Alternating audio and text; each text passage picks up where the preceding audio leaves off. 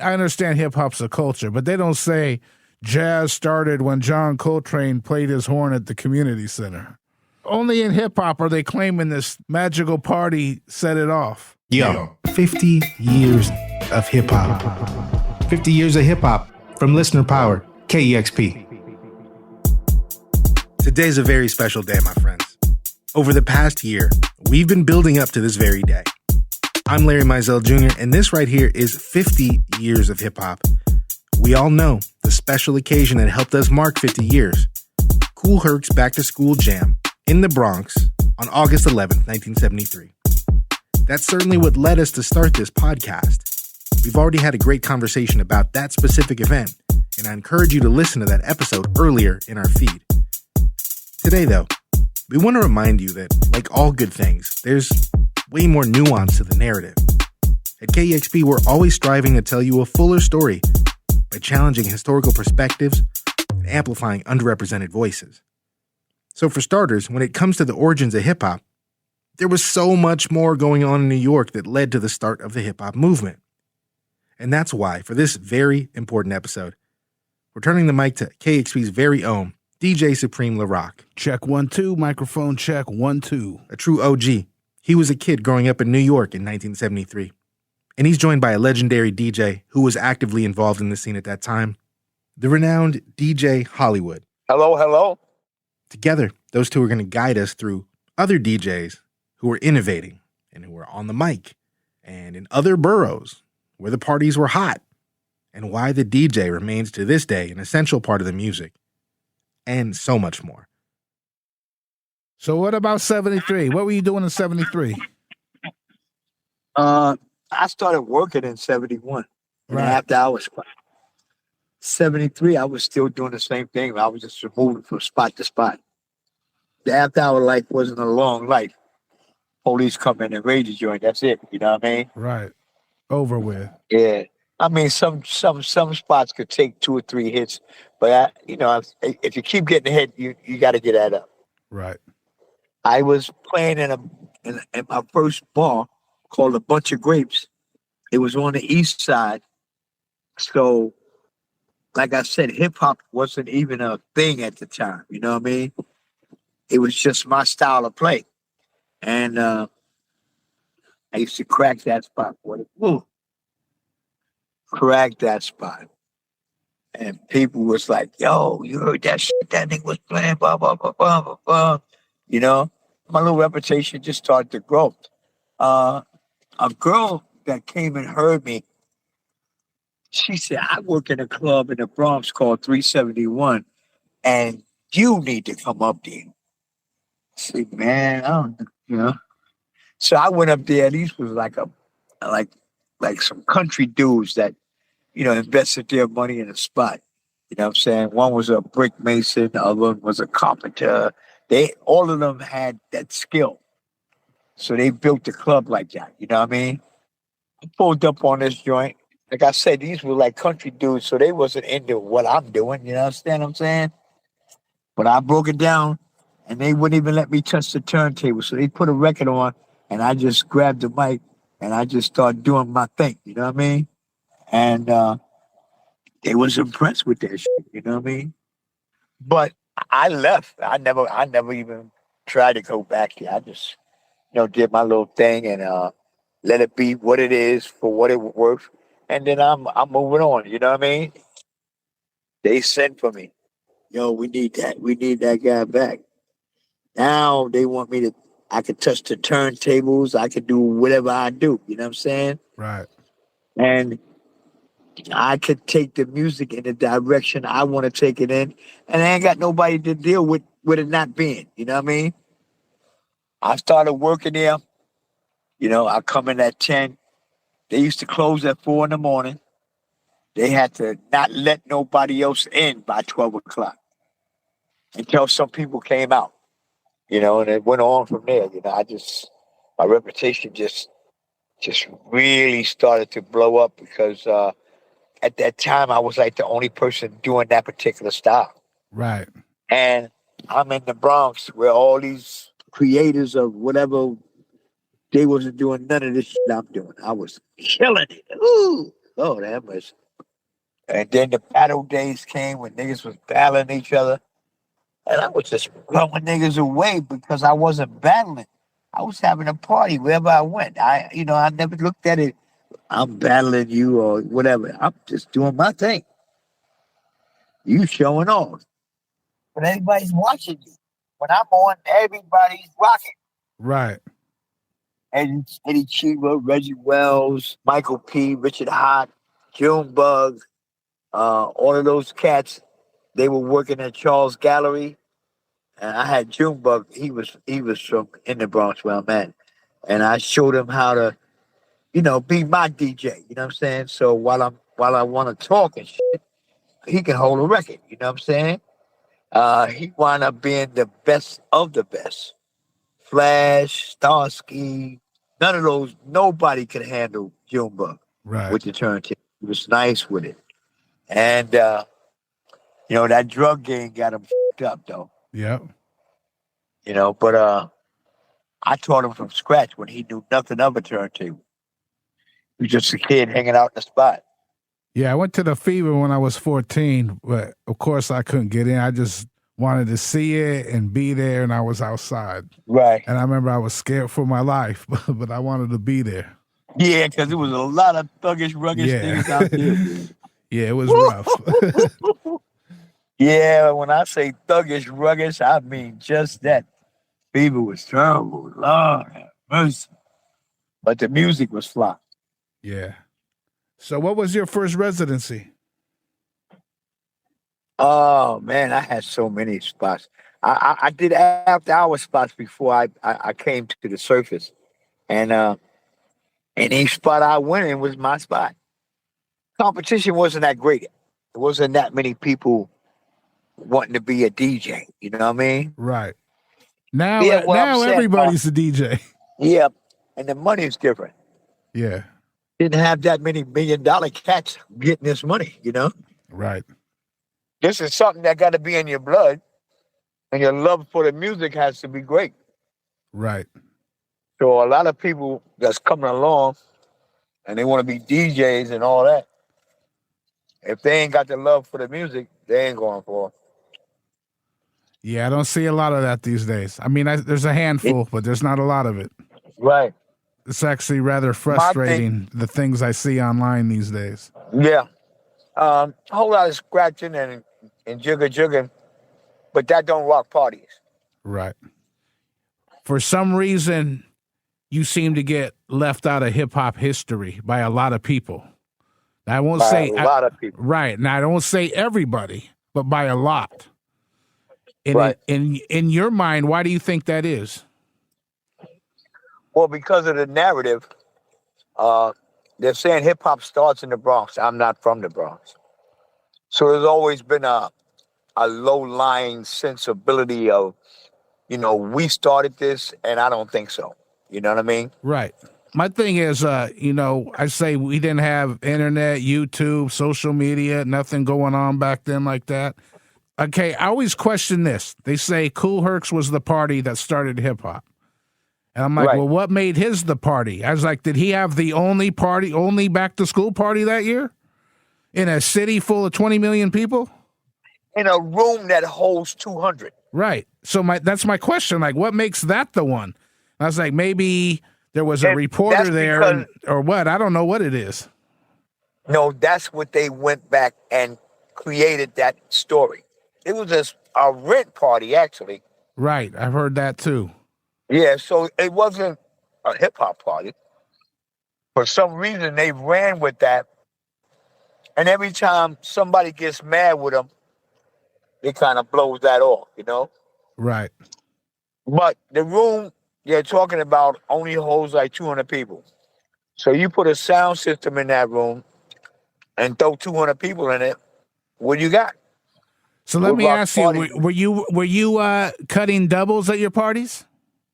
Yeah, I always had doubles, but I wasn't scratching or cutting them like that. I was playing them. Right. Mixing them. Who was the first person you saw do doubles? Well, you see, that's a good question. Because I know talking to different people that a lot of people said Walter Gibbons would always rock doubles, and that Flash was studying him, would study Walter Yeah, but Gibbons. that's a Bronx attitude. I'm not from the Bronx. No, I'm from Harlem. Oh, Harlem, that's right uptown. Right. And back in the days, I saw these people called Rip and Cliff. I saw Man Boyer, Plumber, Grandmaster Flowers, who was the absolute king of this shit. But at those times, all these cats is from different boroughs. Right. That's why I'm so confused when they say Bronx started hip hop. But all of the cats I know from the Bronx that were major, they never played out of the Bronx. That's funny because that reminds me of stuff that's going on out here in my area right now. Like these guys all play at the same club on the same block. They never even played outside the city. Think they're like doing something. You don't have a taste of what everybody else is doing. That makes what you're doing not powerful. Because I know once you travel and go somewhere else, your game gets better. Of course. Now, the scratching and all that, want to give that to the Bronx because everybody else was playing music. Nobody wasn't doing that. Right. Lyrically, I'm the first guy to incorporate the lyrical function to the turntable. I am not the first rhyme person by a long shot. But the people ahead of me, they didn't use turntables. Take Meet Markham, Oscar Brown Jr., Rudy Ray Moore, Last Poets, Watch Poets. All of these channels I use for direction in doing what I'm doing. But I'm the first guy to take it and do it to a turntable. That's all. Right. But you don't get credit for that. No. From most, I would say from most. I give you credit for that. And I know Russell Simmons and a lot of other people will give you big credit. Right. That's because I was doing the job before anybody was doing it. I was rocking this microphone before anybody was rocking a microphone. And I changed the game of partying. Partying took on a new look. People that party, all of a sudden, they were partying harder than they ever partied in their lives because they were part of the show. Right. The call and response game I got from KC, the Prince of Soul. I don't know if you ever heard of him. No. He's a DJ? But he was an announcer. Okay. His thing was strictly holding the mic all night long. And he didn't rhyme or nothing. But he had those people jumping. Some of those slogans that people use. Stuff like that. Mm-hmm. This guy was a master of that.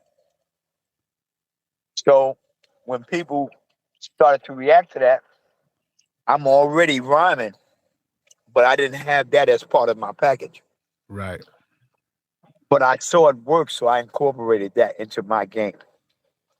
So if that's biting or stealing or whatever you want to call it, I took that from him. Mm-hmm. And my whole thing was on another level, though, because of the rap and the rhyming. Right. It made the call and response even better.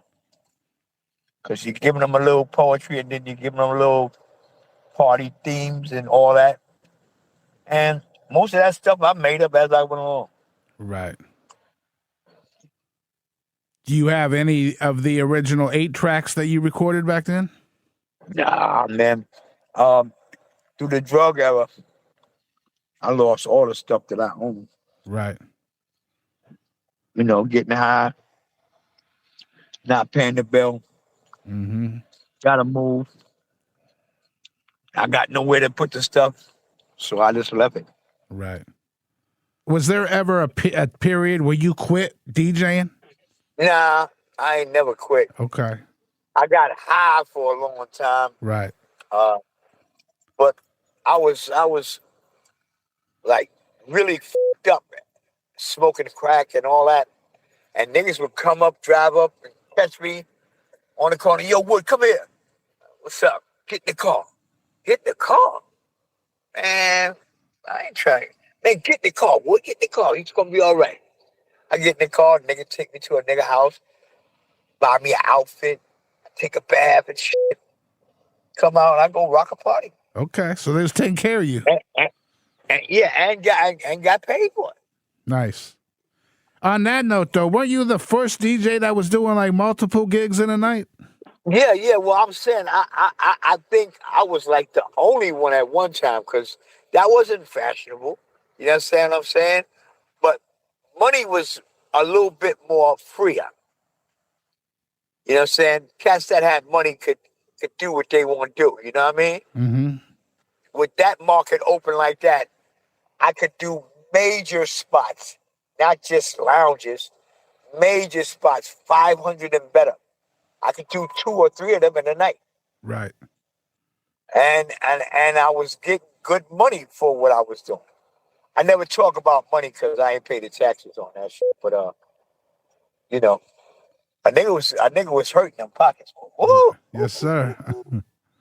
You know what I'm saying? And my popularity at that time was crazy. Oh man, I could have ran for president probably one, you know? Yeah, so I've always said, like you said earlier, there was 5 boroughs, and I find it hard to believe that one party in the Bronx was the only thing happening, and nobody in any other borough was doing anything. I just don't think it was documented. Well, it wasn't called hip hop. It was just partying, right? That's right. And then me and my man was talking the other day. I mean, I understand hip hop's a culture, but they don't say jazz started when John Coltrane played his horn at the community center. There's no, you know what I'm saying? Exactly. It's like he was an hip-hop. entertainer just like we. Right. Only in hip hop are they claiming this magical party set it off. Right. When people were doing the magical party everywhere. Right. Well, yeah, it was the 70s. Not just Everybody, New York. all the parties were magical. Yeah. And it wasn't just New York partying, Right.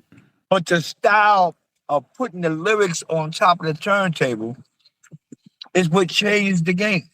Because now niggas with no skills all of a sudden are professionals. Definitely. And most of the guys that were doing the microphone thing, they couldn't play no music. Right.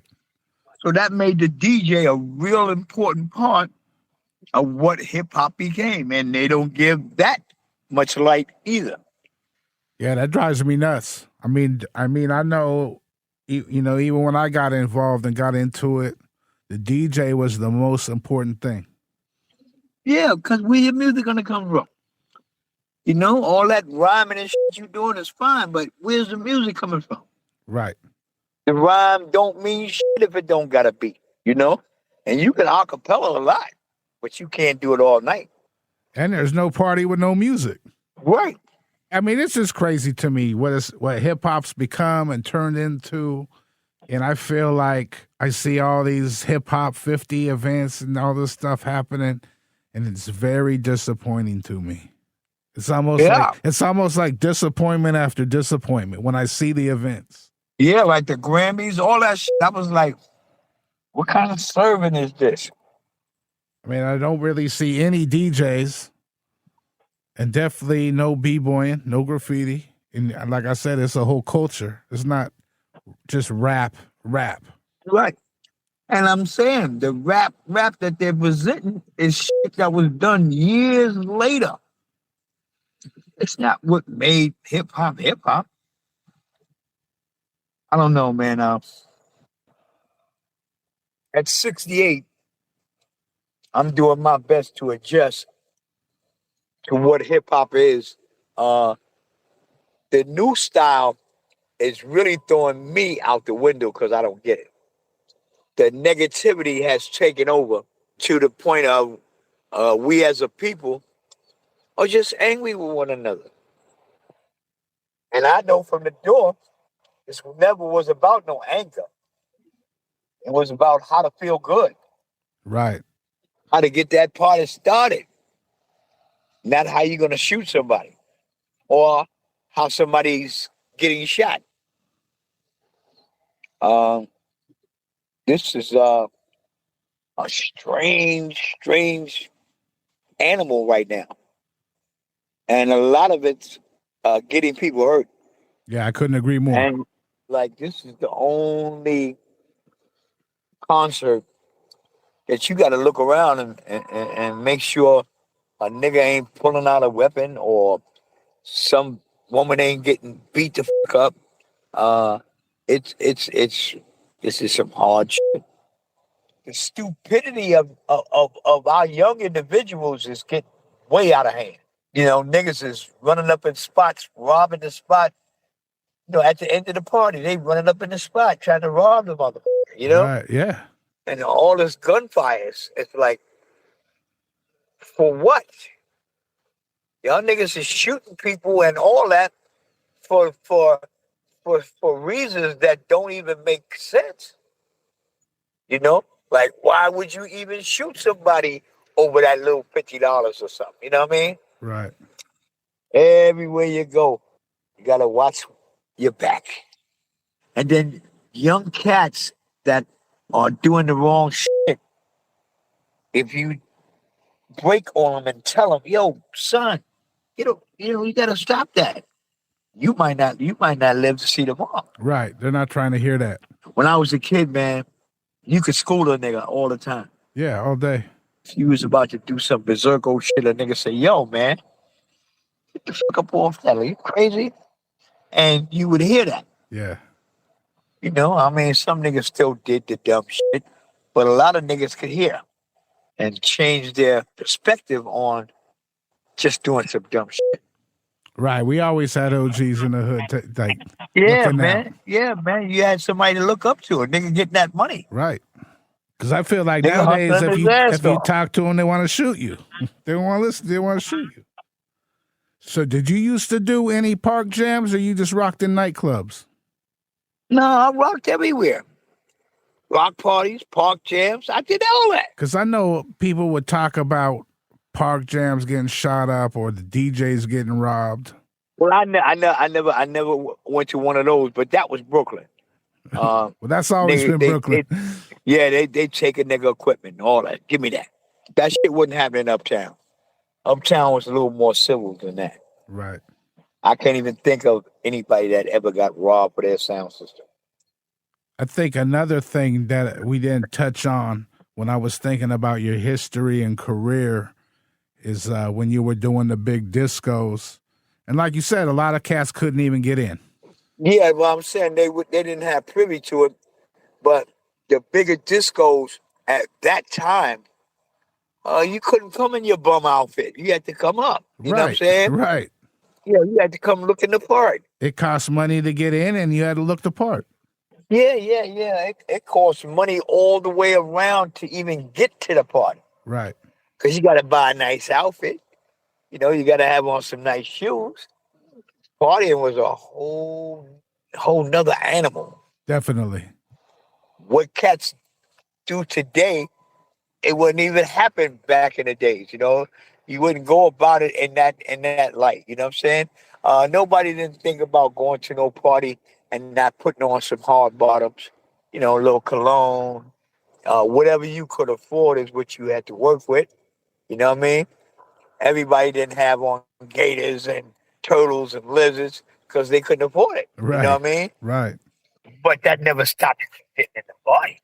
Your little shoes that nobody ain't paying attention to work real good. And today, if you go to a party, you're not going to hear no slow jam all night long. I don't care what. There's no slow music. And you already know taking love out of the game is exactly what it means. You know, I mean, when we went to parties back in the days, our thing was to get that phone number. Yes, sir. It would be 5 or 10 different guys coming to the booth. Yo, when you gonna play a slow joint, yo? When you gonna put one of them slow joints on? You know what I mean? We're living in just the opposite. You know, and a slow record come on, man, everybody run. Oh, yeah, they don't know what to do. The reason to go to a social gathering is to gather some social. Yeah, I mean, I'm gonna be honest, man. I look at people now, and I really don't know why they come out. I think it's just to take pictures of themselves and say they were there. I think that's it. Yeah, to say they was Like, there that's is more it. like it. They're not there for the DJ. They're not there for the music.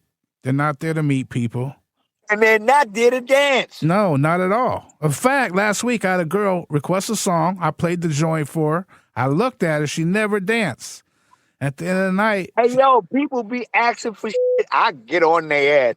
Yo, man, why would you ask me for a record that you ain't gonna dance to? right. Because I asked her, I was like, yo, Ma, I play your joint and you just was chilling over there. And she said, nah, I made a TikTok video. I said, a TikTok video? I said, you supposed to dance. And she said, she said, you know this generation doesn't dance. Yeah, I didn't know it, but I know it now, I guess. Yeah, I'm seeing it. Yeah, and not believing it. I can't understand it. I don't know why you came out and you don't party. What the hell is that? I don't know, because it's not me. I have no idea. I mean, it's strange to me, I guess, because I've been to parties all my life. I've never really done nothing else but go to parties. And like 5 years ago, partying died. Yeah, I kind of slowly watched it. I watched it die a slow death over the years. Yeah, I'm trying to figure out how to bring it back. Right. We all want that energy. I mean, I know I do. Yeah. But I'm saying I want that for everybody, not just for me. I want everybody to start having a good fucking time. Yeah. You know, the shit that's going on in the world right now, we need to hurry up and have a good time before this shit be over. I agree. So you got a book out too. I want you to let the people know about your book and where they can get your book. Yeah. I don't know. People tell me it's a good read. You know, I'm not that braggadocious about my own things. When I put records out, I wasn't sweating my record like I see others do. Yeah, I don't think you need to. I mean, the people that know, and the people that don't know are going to learn. If somebody like me tries to get your story out there, you have a story, and your story speaks for itself. It's just that people need to know your story. Well, because of guys like you, it'll get told. There's a lot of people now doing documentaries and this, that, and the other, and I ain't fucking with them. You know what I mean? Right. Well, that's why I thank you for talking to me, because I know you don't talk to a lot of people. Nah, man, not about this, because it's so twisted out. I mean, it's crazy that we're here 50 years later, and everyone's like bickering with different stories. Yeah, but everybody's not telling the truth. Right. That's why I wanted to talk to you. I want it from the horse's mouth. Like, I want to talk to people. I was a kid. I wasn't there. I don't know. Right. You know, I was there, but I wasn't at those parties. I couldn't get in. So what else? Anything else you want to let people know? Not really. I'm like I said. I don't want to whine. I just want to tell the story. Well, we're not whining. I mean? We're not whining. We're just having a conversation. We're just speaking our feelings. You know. Yeah. Well, I'm saying to the public, it sounds like a nigga's whining. Right. And I get where they're coming from, but at the same token, telling the truth is a whole nother animal now. Telling the truth used to be something that you had to do when you was back in the days. Now, you tell the truth, nigga, look at you strange. Yeah, I know. You know, this nigga telling the truth. What the fuck is wrong with him? I don't want to sound like the town crier. You know what I mean? Right. Because I'm speaking on shit that's really distasteful about what we're doing. And people say, "Oh, that nigga just whining." You know what I mean? Call it what you like, you know. But y'all guys have really disrespected the game, and most of y'all think that's cool. I don't get it. And I feel the same way. I feel like if I speak on something, I feel like I'm always speaking actual facts, but I sound like a grumpy old man, and I sound bitter. Yeah, like I'm bitter with the whole world, I guess. Right. You know what I'm saying? And it's not like that. I'm not that bitter about anything. I just feel it's wrong. You know, a whole lot of this I feel it's wrong, and I feel I care about it. I feel my problem is that I care about it too much. Yeah, but it's a whole lot of hocus pocus in this game, and that's the shit that kills me. you know? Right.